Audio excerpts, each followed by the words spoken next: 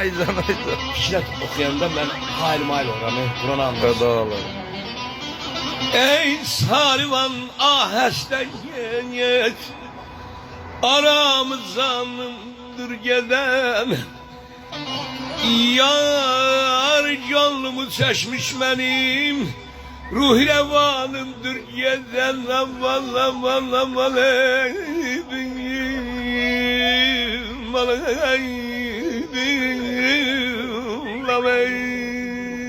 Sağ ol, alkışlayak.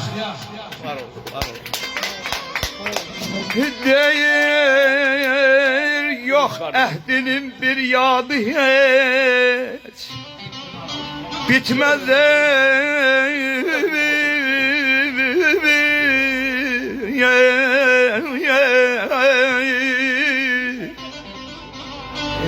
bitmez onun bir dadı hiç gitmez yoluna yadı hiç. Ay Mustafa'yı en koy zamanımdır gedevin aman aman anne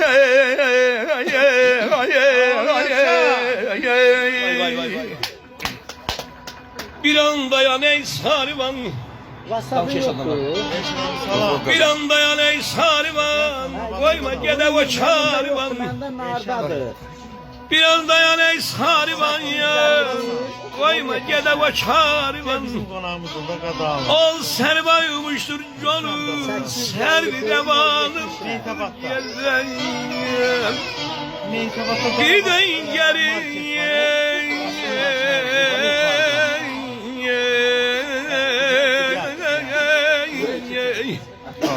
bir dön geriye nazerin, göz mehkel olmuş senin. Sensiz butsuz göylere ah feganımdır gezen. Aman aman aman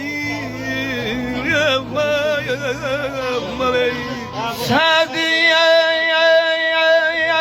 senden layık değil yardan gileye bir vefa. Sadiye sana layık değil yardan gileye bir vefa, ey bir vefa, ey bir vefa.